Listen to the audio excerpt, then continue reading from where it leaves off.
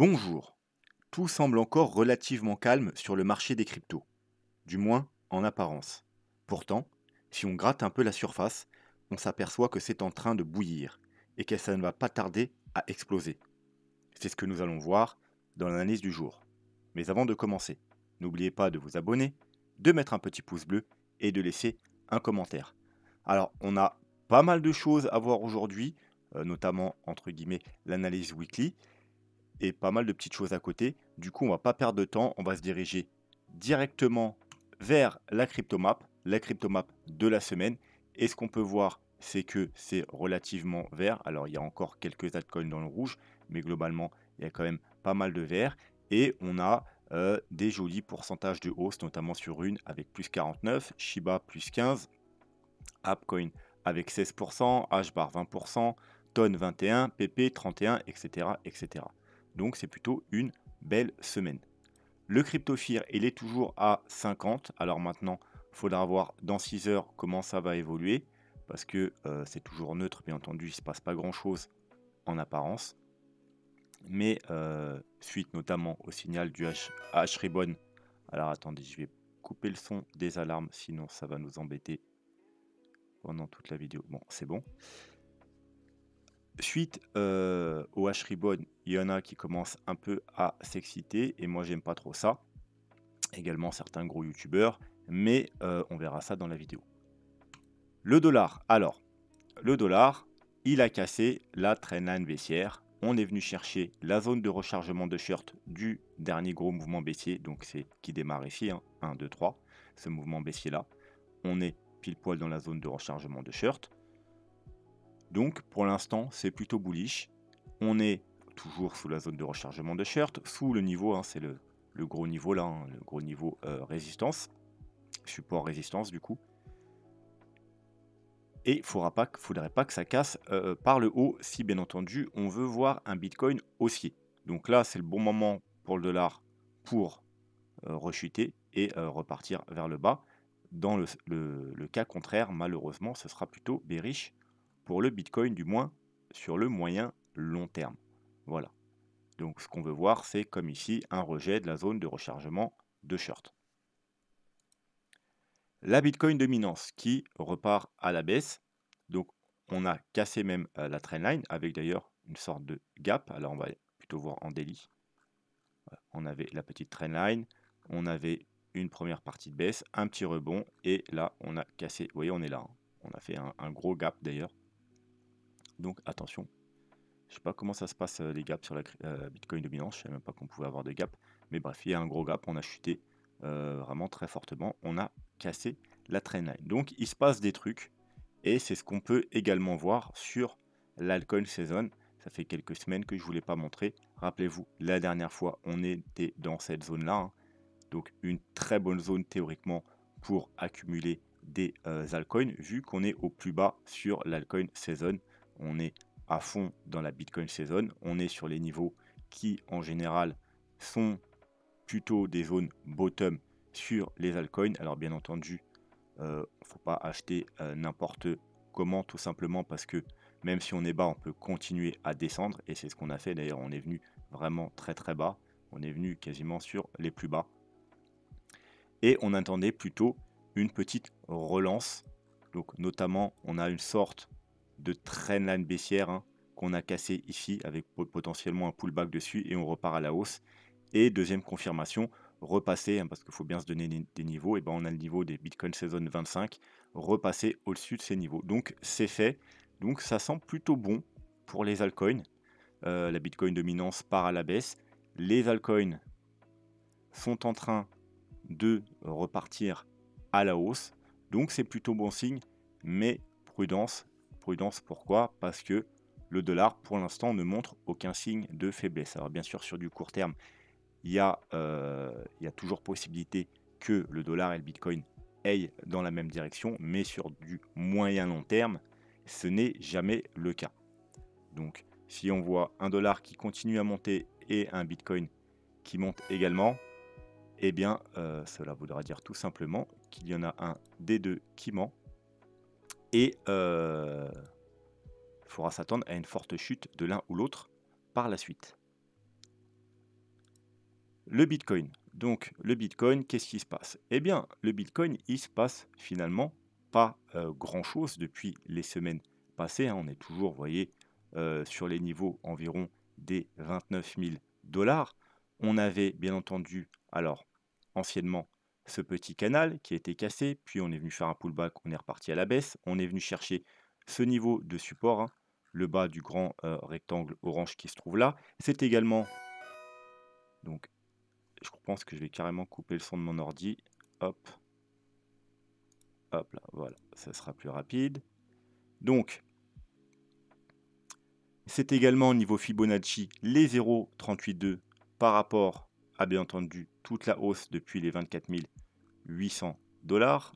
Hop, vous voyez, on recule un peu, les 0,382 qui sont pile poil sur mon niveau, le bas du rectangle orange ici. Donc c'est le niveau qu'on travaille depuis le 24 juillet. Donc ça fait 3 semaines qu'on travaille ce niveau qui n'a pas encore été, alors on a fait des mèches mais il n'a pas été vraiment breaké à la baisse. Sur le plus court terme, on avait une petite trendline baissière qu'on a cassée pour aller refaire encore un pullback. Alors on est venu chercher la zone de rechargement de short du mouvement baissier et pullback parfait sur le bas du canal. On repart à la baisse, on vient faire des pullbacks sur cette trendline. Alors là, il y avait un triple niveau intéressant, c'est-à-dire la trendline baissière, pullback dessus, la petite trendline haussière qui se trouve là, et également, encore une fois, hop, on va zoomer pile poil sur les niveaux des 0,382. Donc là, il y avait un bon niveau pour tenter quelque chose, bien sûr, avec vos différentes confirmations, mais c'était un niveau d'intéressant à travailler à l'achat, triple support. Maintenant, ce qu'on attend, bien entendu, c'est des confirmations. Les confirmations, eh bien, c'est-à-dire breaker la zone de rechargement de short. Et si on prend un petit RSI, on a en daily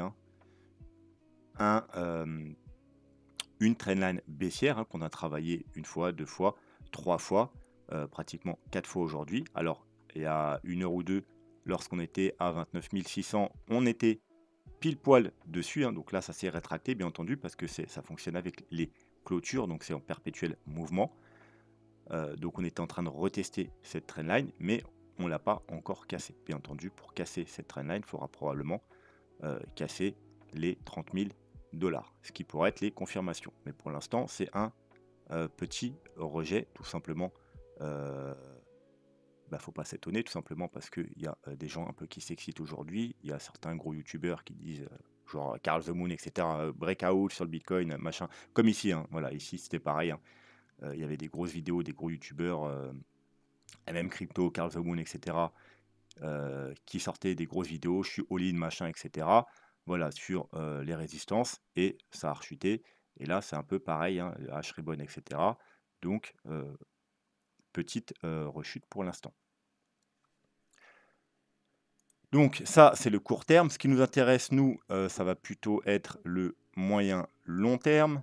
Donc, on va aller voir, pour commencer, quelques indicateurs. Alors, les indicateurs, ils n'ont pas énormément évolué depuis les semaines passées. Donc, on va se contenter de ceux qui nous intéressent. On ne va pas aller revoir tous les indicateurs. On va commencer juste par un petit rappel sur les moyennes mobiles. On est toujours coincé entre la moyenne mobile 200. Alors là, on est passé en weekly, hein, la EMA 21 donc en support et la moyenne mobile 100 en résistance, tout simplement. C'est ce qui délimite bullish ou bearish, hein. Si on repasse en dessous les 27 000 dollars, globalement c'est bearish. On pourrait aller rechercher les 23-24 000 dollars, c'est-à-dire légèrement plus bas que ce niveau. Mais malheureusement, moi, comme je vous l'ai répété, je vois beaucoup de gens en ce moment qui parlent des 25 000 dollars. On a déjà été les chercher, les 25 000 dollars. Il n'y a aucune raison d'aller à nouveau chercher les 25 000 dollars. Je vois pas pourquoi on irait chercher les 25 000 dollars. On est déjà parti les chercher avec une grande mèche, hein, donc on n'a pas trop laissé les gens. Alors nous, on les a pris, mais c'est comme ici, hein, voilà. Nous, on a pris là et là, mais là, c'était encore pire. Mais rares sont les gens qui ont pu racheter ces niveaux. Au contraire, c'était là où les gens ils avaient peur, où ils étaient plutôt en vente. Donc, il n'y a aucune raison de redonner possibilité d'acheter aux gens sur les 25 000 dollars. Vous voyez, niveau de support important, qui fait résistance auparavant. Donc, si on y retourne, c'est probablement pour aller plus bas. Plus bas, ensuite, il y a quoi? Donc, bien entendu, on pourrait aller sur un niveau intermédiaire, pourquoi pas sur les 23 000 dollars. Donc là, ok, je suis ok, du coup, parce que personne achèterait. Mais ensuite, si ça break, eh bien, il y a les 20 000 $ et encore une fois, il n'y a aucune raison de retourner aux 20 000 $, heu, du moins si on y retourne, encore une fois, ce sera probablement pour aller plus bas. Donc, il faudrait éviter, si on ne veut pas, retourner aux 23-24 000 $, eh bien, de casser les 27 000 $. D'un autre côté, pour aller plus haut, il faudra bien évidemment casser les 31 500 $.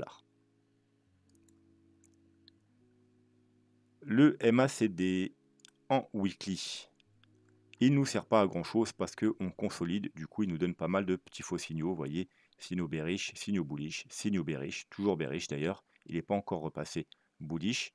Alors bien entendu, additionné à d'autres indicateurs, ça pourra nous donner une petite confirmation, mais comme je vous dis, il y a pas mal de faux signaux puisque depuis plusieurs mois, hein, depuis le mois de mars, hein, avril, on n'a pas fait grand chose. Hein. Vous voyez, au mois d'avril, on peut même se mettre au mois de mars, on était sur les 28 000 $ et on est aux 29 000, donc ça fait pratiquement 6 mois que, eh bien, on est toujours vers les 28-29 000 $. En 2 semaines, c'est toujours bullish, hein, il n'y a pas encore eu de confirmation baissière. Alors on est bien en survente sur le stock RSI, mais on peut y rester un certain temps, vous voyez, que ce soit à la hausse ou à la baisse. Mais il faudra quand même surveiller parce qu'on a un M-top qui se forme, bien entendu pas validé. Pour valider, il faudra repasser en dessous, voilà, comme ici, la zone de surachat. Et en général, quand ça se passe, eh bien, on a des chutes assez importantes. Hein. Vous voyez, comment quand on est en zone de surachat, qu'on recroise et qu'on passe en dessous de la zone de surachat, on a des chutes importantes, comme ici également. Donc, on voudrait éviter que ça se produise. Hein. Et pareil, si par la même occasion, en plus, on a le MACD qui croise à la baisse, il faudra s'attendre à une forte chute. Mais pour l'instant, tout va bien, on est toujours bullish sur l'un et l'autre des indicateurs.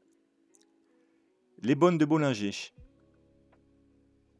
Ça fait un moment qu'on n'a pas été les voir, si je les trouve. Hop. Donc, qu'est-ce qu'on a? On peut voir deux choses. Déjà, on vient d'un mouvement baissier. On repart à plat et on a les bandes qui se resserrent un petit peu. Alors là, on est en 2 semaines, c'est pareil en weekly. Et on est sur la borne haute, sur vraiment la plus haute borne des bandes de Bollinger. Alors, est-ce qu'il y a d'autres moments dans le passé où on était sur la même configuration? On remonte un peu, on peut voir ici. On a, voyé les bandes qui se resserrent, on est sur la borne haute. Et ensuite, on a cassé, on a eu un mouvement haussier. On peut voir la même chose ici, les bandes qui se resserrent, on est sur la borne la plus haute après un bottom, et on a eu quoi après? Un fort mouvement haussier. On peut voir également encore une fois ici après un mouvement baissier, on a les bandes de Bollinger qui se resserrent, on était sur la partie haute et on a eu un fort mouvement haussier. Donc techniquement, il est possible qu'on soit dans cette configuration-là, dans cette configuration-là, dans cette configuration-là, avant un gros mouvement haussier. Alors bien entendu, ça c'est pour du moyen long terme. Vous voyez qu'ici par exemple, on a eu une petite chute avant la hausse, donc c'est vraiment pas, un peu comme il se passe ici d'ailleurs, vous voyez, hop, petite chute. Donc la chute pourrait potentiellement continuer. Mais sur du moyen long terme, eh bien, il se pourrait qu'on soit à la veille d'un fort mouvement haussier. Si on additionne ça au graphique, alors là, je vous renvoie à l'analyse que j'ai faite. Il me semble que c'était potentiellement cette vidéo. Hein, n'hésitez pas à aller voir les dernières vidéos, surtout c'était des grosses vidéos, c'est des grosses vidéos weekly. Hein. Tout ce qui sont dit dans les 3 dernières vidéos, là, c'est toujours d'actualité, puisque c'est une vidéo par semaine pendant les vacances, donc on s'intéresse surtout au long time frame. Et donc, vraiment, il y avait des choses importantes dans ces 3 dernières vidéos, notamment, alors, est-ce que je vais retrouver le bon graphique? Hop, notamment, cette histoire de petits rectangles et de lignes jaunes. Donc, les fois précédentes, vous voyez qu'on était dans cette configuration, on était aussi sur le haut du petit rectangle blanc. Vous voyez, là, on est sur le haut du rectangle blanc, on est sur le haut du rectangle blanc. Ici, là, pareil, avec cette histoire de bande de Bollinger, on était sur le haut du rectangle blanc. Et encore une fois, ici, on était sur le haut du rectangle blanc. On l'avait même déjà cassé ici. Et ensuite, voilà, la fracture de cette période rectangle blanc, c'est une période d'accumulation. En gros, hein, dans la vidéo, on expliquait qu'il y avait 3 phases dans un bull run. Il y avait la première phase haussière, puis une consolidation, hein, donc le rectangle blanc, et enfin la dernière partie du bull run, vraiment le bull run puissant qui nous annonce une grosse tendance haussière. Encore une fois, première partie du bull run, donc première impulsion, consolidation, deuxième partie du bull run. Première impulsion, consolidation, troisième partie du bull run. Première partie du bull run, donc impulsion, là on est potentiellement dans une phase de consolidation et ensuite on attend théoriquement à la fracture de ce rectangle, et bien dernière partie du bull run, donc avec une forte accélération. Ensuite on va passer, alors j'étais en 2 semaines mais en weekly c'est exactement la même analyse, donc c'est pas très grave. On va passer sur ce qui nous intéresse un peu, ou sur ce qui vous intéresse, je pense, c'est les bandes, c'est les H-ribbon. Si je le trouve, normalement c'est par ici. Alors lui, on va se l'enlever pour l'instant.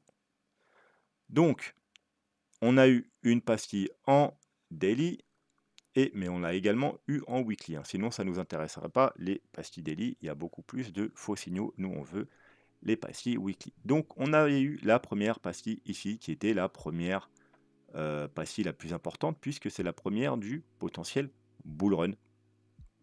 Et là, on a une pastille de confirmation. Donc, si on prend par exemple le dernier bull run, on avait la première pastille ici de confirmation du bull run, et là, on avait la deuxième pastille.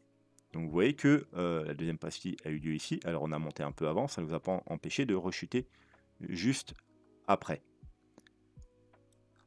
Ici, on avait la première pastille là, et on avait la deuxième pastille ici. Donc, on a consolidé, monté un peu, ça ne nous a pas empêché de rechuter après. Alors, bien évidemment, ensuite, on a eu le bull run, le gros bull run, pareil ici, hein.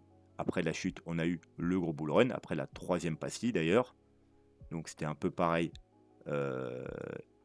ici. Première pastille, deuxième pastille, on a une rechute, et ensuite, non d'ailleurs c'était même après la troisième pastille. Et sur le bull run, le premier bull run, on a eu une première pastille, et la deuxième, on est parti directement. Donc vous voyez qu'au niveau des pastilles, sur du court moyen terme, je parle bien, on peut très bien avoir une chute. Alors, on peut très bien avoir un petit mouvement haussier, puis une grosse chute, ou une chute directe, ou partir direct. Donc, vous voyez que sur du court terme, ça nous prédit rien du tout. Par contre, sur du long terme, effectivement, c'est juste une confirmation en plus. Hein. Chaque nouvelle pastille nous donne un indice que on est bien reparti dans un nouveau bull run. Alors, c'est quoi les pastilles, hein? Je vous rappelle, c'est le H-ribbon, hein, c'est par rapport aux mineurs. En général, c'est des capitulations de mineurs, c'est-à-dire que les mineurs revendent à perte. Et en général, c'est plutôt bon signe. C'est-à-dire que, eh bien, on est proche d'un bottom, proche. Ça ne veut pas dire qu'on y est, c'est pour ça qu'il peut y avoir une chute juste après. Bottom provisoire.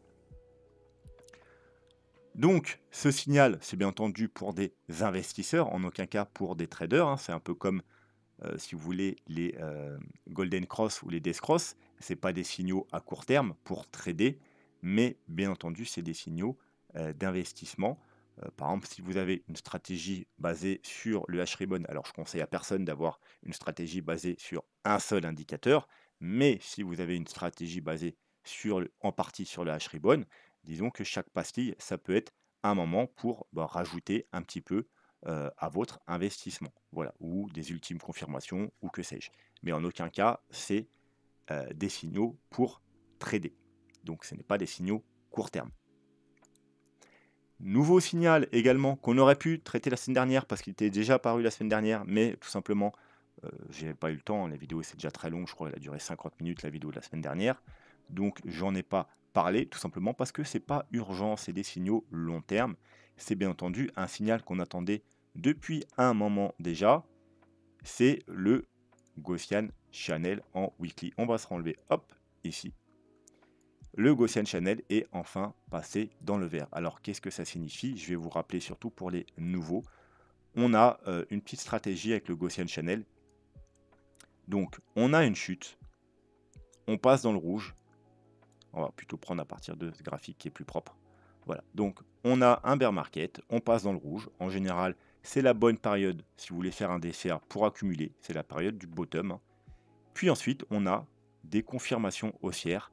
En gros, la fin du bear market, soit la fin de votre période d'accumulation, soit au contraire, ceux qui préfèrent acheter sur la confirmation, eh bien des confirmations. Vous pouvez acheter par exemple une première confirmation là, quand on recasse le Gaussian, une deuxième quand on casse le milieu, une troisième quand on repasse carrément au-dessus du Gaussian Channel, et la dernière confirmation quand le Gaussian Channel repasse en vert. Et vous voyez qu'en plus en 2015, on a eu un magnifique pullback au moment où il repassait en vert. Et ensuite, vous profitez du bull run. Là, on a un peu la même chose. Meilleure période d'accumulation ici, ou alors sur diverses confirmations. Alors bien entendu, après il y a eu le Covid là, il y a eu un événement, on est revenu, mais on n'a pas fait de nouveau plus bas. Donc pour des investissements, ça n'a aucune conséquence. Et vous pouviez même refaire la même procédure, racheter ici, et racheter. Alors là, bien entendu, on était déjà dans le vert. Vous voyez comme quoi que c'était juste un provisoire. On n'est pas repassé dans le rouge. Donc vous n'avez pas de 4 confirmations. Là, c'était juste 3 confirmations. 1, 2, 3. Magnifique pullback également ici sur la troisième. Et vous pouviez profiter du bull run. Eh bien, on est dans le même cas de figure. Rouge, on peut accumuler sur les bottoms ou acheter sur différentes configurations. Première configuration, deuxième confirmation ou sur le pullback, troisième confirmation ou attendre le pullback. Et là, on a eu la quatrième confirmation. Encore une fois, attention, c'est du moyen long terme, c'est de l'investissement, ce n'est pas des signaux de trading. On pourrait très bien chuter avant de remonter. Alors, je ne m'attends pas à ce qu'on chute beaucoup si on devait chuter, tout simplement parce que, enfin, du moins, on n'a jamais réintégré, du moins en clôture, le Gaussian une fois qu'on avait eu toutes les confirmations. Mais ici, vous voyez, par exemple, on peut très bien faire des petites mèches en dessous, ça ne poserait aucun problème. Donc on peut très bien réintégrer légèrement avec des petites mèches tant qu'on ne commence pas à avoir des clôtures. Si on a des clôtures sous le Gaussian Channel, donc les 28K, voir la vidéo, c'est pas pour rien que Bitcoin doit tenir les 28K. En gros, c'est les 27-28K, mais sur du long terme, c'est plutôt les 28K. Mais en gros, c'est le niveau des 27-28K. Eh bien, là, ça posera quand même problème. Ce sera plutôt mauvais signe. Mais tant qu'en clôture weekly, mensuel, on tient les 28K, il n'y a pas de problème. Voilà. Et donc, nouveau signal extrêmement bullish. On a les bandes de Bollinger qui sont dans une configuration qui par le passé était extrêmement bullish. On a un nouveau H-Ribbon qui est passé. On a le Gaussian Channel qui nous donne également un gros signal. N'oubliez pas que la semaine dernière, on va repasser en 3 jours, on a eu également la bullish cross, ou appelez ça si vous voulez une golden cross, mais c'est pas vraiment une golden cross, en 3 jours, qui est également un gros signal long terme de confirmation haussière. Donc en ce moment, on a vraiment de très grosses confirmations pour le long terme. Voilà. En aucun cas, ça va nous donner la direction court terme. On pourrait très bien chuter un peu plus. Tout simplement, je vous le rappelle, on a toujours notre niveau d'achat théorique le plus probable par rapport à cette correction, parce que là, on est bien dans une correction de cette vague-là, et l'objectif théorique le plus probable, hein, en termes de statistiques, je vous rappelle, c'est les 0,5, 0,618, le gros rectangle vert qui est ici. Donc, on pourrait très bien, avant de partir à la hausse, avoir un dernier mouvement baissier, hein, pour calmer un peu les ardeurs de ceux justement qui veulent acheter les grosses confirmations tout de suite, en tradant avec du levier plutôt que de prendre ça comme des signaux d'investissement. On pourrait aller prendre toute la liquidité qui traîne ici, parce que là on a pas mal accumulé, donc il y a un certain liquidité qui traîne sous ces niveaux, donc on pourrait aller rechercher les 28 300 $ ou un peu plus bas, les 27 500 $ avant de repartir à la hausse. Donc prudence, pour ceux qui prennent des trades court terme à la hausse, il y a quand même des risques. Ensuite, le total market cap 3, donc qui nous fait des jolies choses. N'oubliez pas, on avait une trendline baissière, on avait cassé la trendline, on est venu faire un pullback plus ou moins sur la trendline dans une zone d'achat. Pourquoi zone d'achat? Tout simplement, encore une fois, on a toute la hausse ici Voilà, 0,5. Alors, il n'est pas bien placé. Est-ce que... Hop, non. On va replacer parfaitement. Hop. Voilà. Donc 0,5, 0,618, cumulé au pullback, c'était un bon moment pour faire des achats sur les altcoins.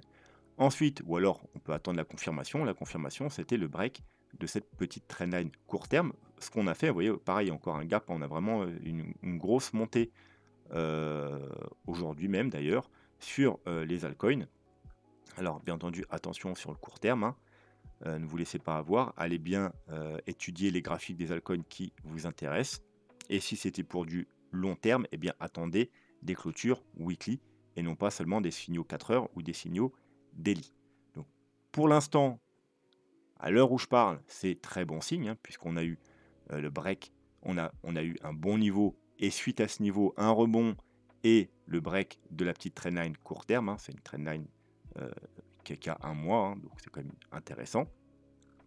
Mais on reste bien entendu dans ce range, hein. Le gros signal, vraiment la grosse confirmation, ce sera bien entendu qu'on aura cassé ce niveau qui traîne depuis le mois de juin 2022. Alors, on peut aller jeter un coup d'œil rapidement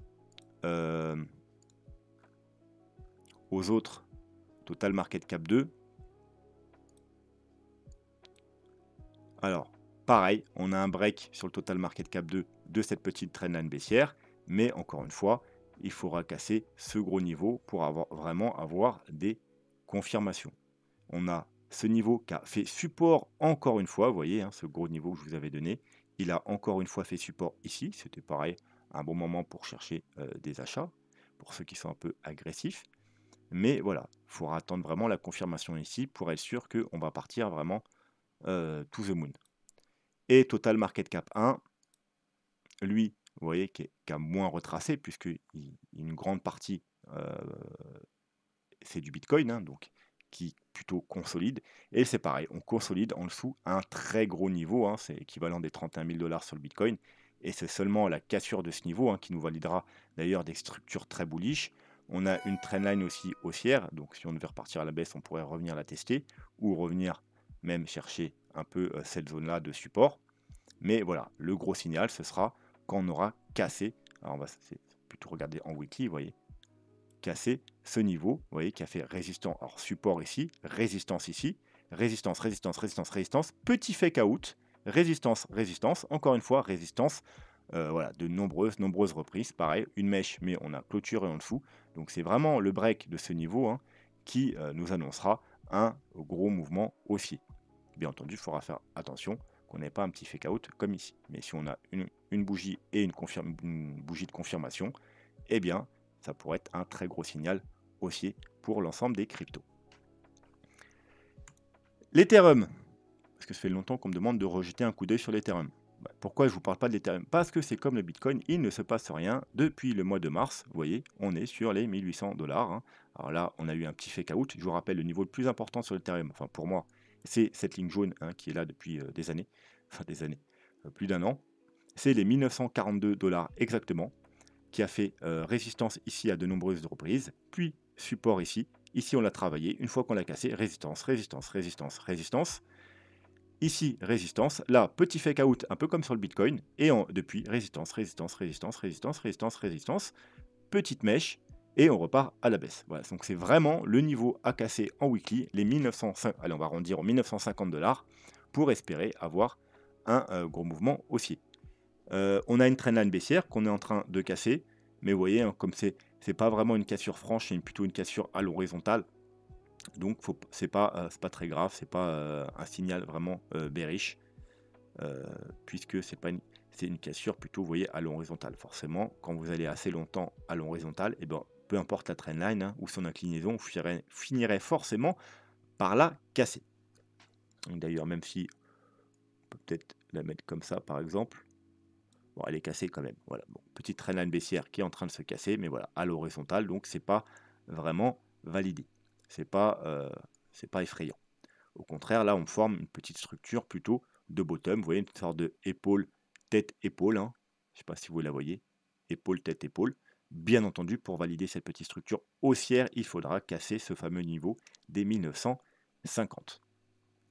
Ensuite, on va aller voir quelques altcoins puisque on est peut-être sur le point, si bien entendu le Bitcoin repart à la hausse et qu'on ne va pas plus bas avant, ce qui est possible sur du court terme, mais on va aller voir quelques altcoins. On m'a demandé d'ailleurs les altcoins de mon portefeuille, donc peut-être que je ferai une vidéo dédiée à mon portefeuille, mais franchement, c'est pas quelque chose de très intéressant, tout simplement parce que je me suis pas trop fait chier ce bull run. Contrairement au bull run d'avant où je cherchais énormément de pépites, de machins, de trucs, de projets qui allaient faire des fois 50, des fois 100. Là, je me suis plutôt limité à des altcoins fiables. Et je vais pas dire que je les ai pris au hasard, j'ai juste pris des projets que je pensais qui étaient pertinents, qui étaient intéressants et qui allaient pas flancher avant la fin du prochain bull run. Donc des projets plutôt fiables, du style Atom, Link, EGLD, Polkadot, Solana. Donc voilà, c'est portefeuille plutôt classique. J'ai également du Dogecoin et en grande quantité. Voilà, c'est un de mes cryptos où j'en ai le plus. Alors pourquoi? Tout simplement parce que le Doge, je pense qu'il faut en avoir en portefeuille. Tout simplement parce que on ne sait pas ce qui peut se passer avec Elon Musk, avec Twitter. Il pourrait y avoir des mouvements, des très forts mouvements haussiers sur le Doge si il se passait quelque chose. Doge, c'est une très bonne crypto en ce qui concerne, c'est une très bonne monnaie en fait, Doge comparé au Bitcoin. C'est vraiment une crypto qui pourrait servir de monnaie d'échange sur Internet. Pourquoi pas justement favorisé par Elon Musk et Twitter. Donc forcément j'ai du Doge parce qu'on ne sait pas ce qui peut se passer. Et en cas de forte hausse, j'aimerais en avoir en portefeuille. Alors bien entendu, c'est pas quelque chose que je hold sur du long terme, mais vraiment, c'est en cas de fort mouvement haussier. Si tout le monde commence à en acheter, je prendrai des gros profits et j'en garderai un petit peu. Voilà, c'est plutôt pour du court terme, comme tous les meme coins. En parlant des meme coins, on a également PP qui a un graphique extrêmement intéressant. Donc on a une trendline baissière ici, on a une trendline haussière ici, bon même s'il n'y a que 2 points de contact, enfin si on se rapproche il y a plein de points de contact, mais 2 niveaux de contact. Et on a un niveau très important ici, la ligne blanche, vous voyez, qui a fait support ici, puis support ici, et enfin résistance et de nouveau résistance ici. Donc bien entendu, le meilleur niveau d'achat, c'était à la cassure de cette trendline baissière. On est reparti du coup directement chercher ce gros niveau de résistance et on pourrait valider à la cassure ici. Donc si vraiment ça vous intéresse, attention, les mêmes coins, il faut être toujours prudent. Ça doit représenter une faible pourcentage de votre portefeuille et ça ne doit pas être sur du très long terme. Hein. C'est pour bien entendu profiter court moyen terme. Eh bien, si vous avez loupé la cassure ici, eh bien, le prochain niveau d'achat, c'est la cassure de ce gros niveau de résistance. Vous voyez, en même temps, on a un très très joli W. Alors, c'est même pas un W daily, c'est un W weekly. Un très gros W weekly, bien entendu, qui sera validé, vous voyez, à la cassure. Alors, si on passe en weekly, c'est voilà, la cassure de ce niveau, ouais, qui n'est pas très loin du niveau daily. Vous voyez, avec les clôtures, bougie, clôture, clôture, bougie, clôture, clôture, clôture, clôture. Voilà, si on clôture au-dessus des 0,00151 en weekly, eh bien, c'est un très fort signal d'achat, validation du W weekly. Voilà, donc PP, un graphique très joli, très intéressant, mais encore une fois, prudence sur ce genre de coin. Il y a également, alors j'en ai pas de PP, j'en ai pas, j'ai pas acheté là, hein, peut-être que j'achèterai à la cassure, ou alors, si jamais on a un pullback, oui, un nouveau pullback par exemple, sur la trendline, aux alentours de la trendline, des doubles trendlines ici, selon comment ça réagit, peut-être que j'achèterai du PP ou peut-être à la cassure, mais voilà, rien n'est encore sûr. Par contre, un coin que je surveille attentivement, c'est... alors, est-ce que je l'ai là? Sinon, je vais aller le noter. Ok. Non, c'est pas ça.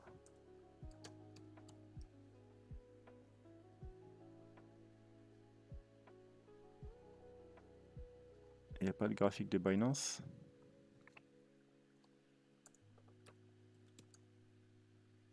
Ok, hop là. C'est Shiba. Shiba, pareil, hein, un peu le cousin de Doge. Et en général, quand le Doge monte, Shiba monte aussi. Shiba qui a également un très beau graphique. On a, vous voyez, une sorte de période d'accumulation là, avec même, on peut dire, on pourrait appeler ça un spring ici. Donc il y avait un très joli niveau d'achat sur Shiba ici, hein. Bah, j'en ai pas acheté ici, dommage. J'en ai toujours pas du Shiba. J'aimerais bien en avoir un petit peu. Et vous voyez, pareil, qu'on a une trendline ici baissière. On va recapturer, vous voyez, ce niveau-là de résistance très important. Et là, on est un peu... Alors, on va passer en daily. Alors, il y a un peu beaucoup de trucs parce que je suis également je suis en short sur Shiba. Vous allez me dire, qu'est-ce que tu racontes? Tu parles d'acheter, tu es en short? Oui, sur le court terme, je suis en short sur Shiba. Justement, parce qu'on a atteint, vous voyez, ce niveau ici. Donc la trendline, ce gros niveau de résistance. Et je cherchais un altcoin un peu pour compenser parce que j'ai beaucoup de longs. Vous savez que j'ai toujours un long sur le BTC, sur l'Ethereum, sur Atom, sur ADA. J'ai rajouté un long là cette semaine sur Algo. Et je voulais tout simplement un peu compenser un peu la balance et avoir un short au cas où il y aurait un mouvement baissier. Et vu que Shiba, il a énormément, vous voyez là, il y a une forte hausse. Et là, ça s'est accéléré. On a vraiment une forte hausse. Plus ça monte vite, plus ça peut chuter vite. Donc, en cas de rechute des marchés, je voulais un coin qui allait chuter assez fortement. Et j'ai choisi Shiba, puisqu'en plus, voilà, on était sur... hop, on va se mettre en 4 heures. Voilà. Donc, j'ai cherché Shiba. J'ai un entrée à 10,75 exactement. Voilà, vous voyez, 10,76, c'est là. Voilà, donc, j'ai shorté par ici, hein. Et pour l'instant, c'est très profitable. Alors, j'ai pris les premiers profits. Vous voyez, d'ailleurs, il y a mon alarme ici.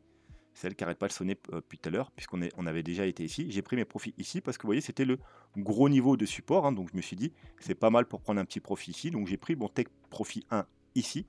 Et le reste, eh ben, je le laisse au cas où vraiment on devait avoir un vrai mouvement baissier.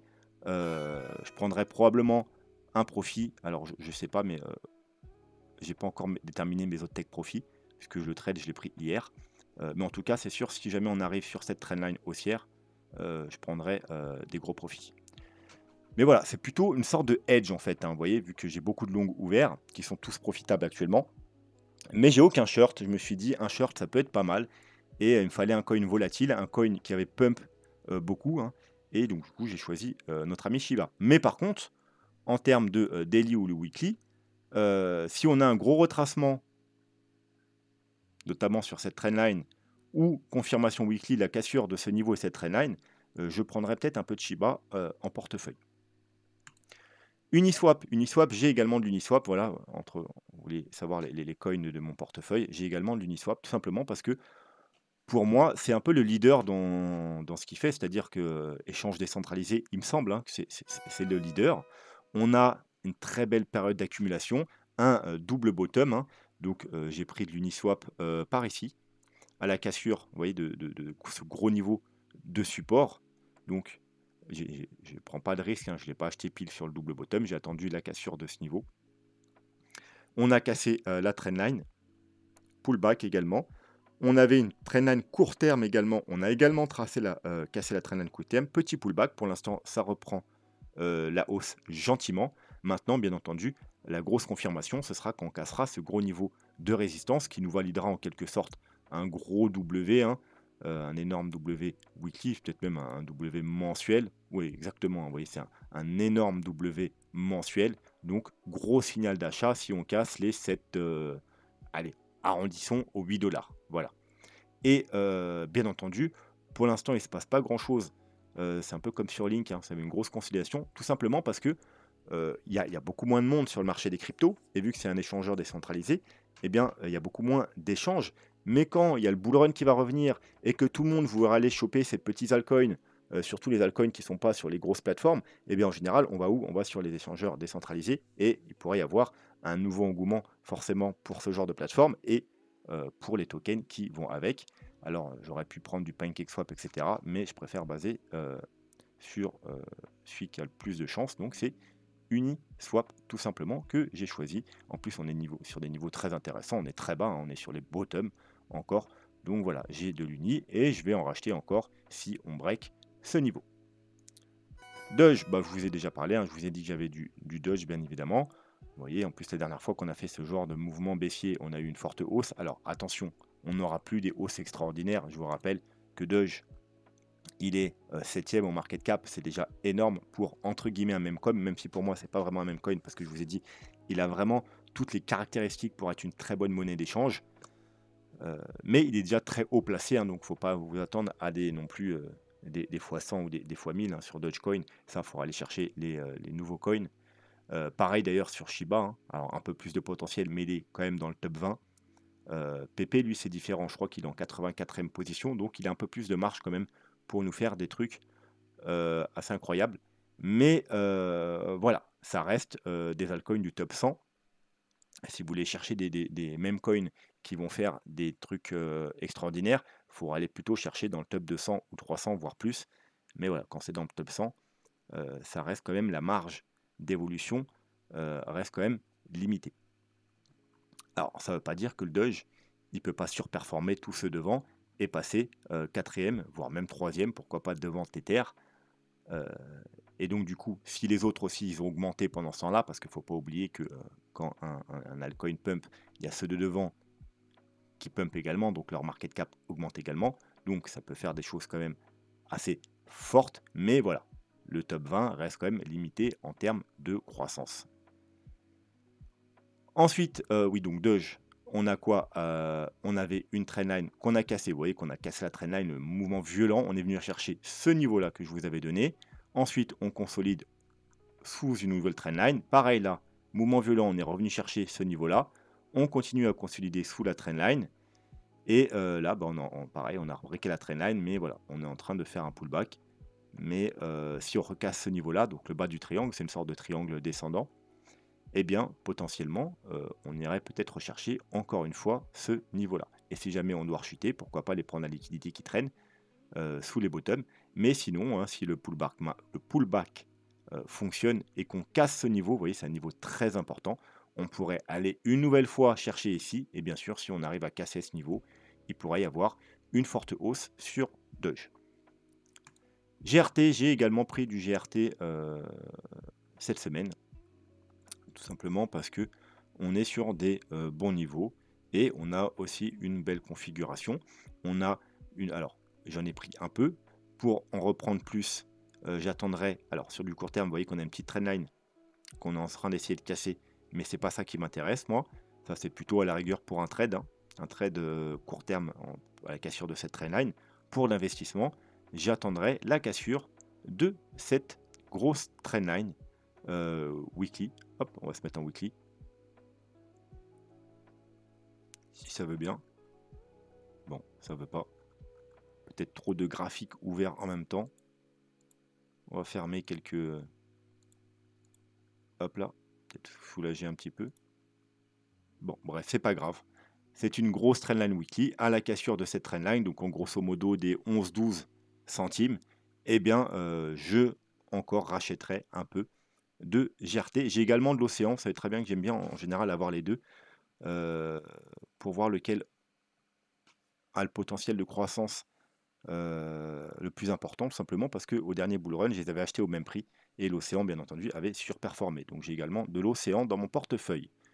Et pour finir, Link, un Link extrêmement intéressant, tout simplement parce qu'il est dans une grosse consolidation, hein, un gros range depuis mai 2022. On pourrait appeler ça une période d'accumulation avec un joli spring, hein.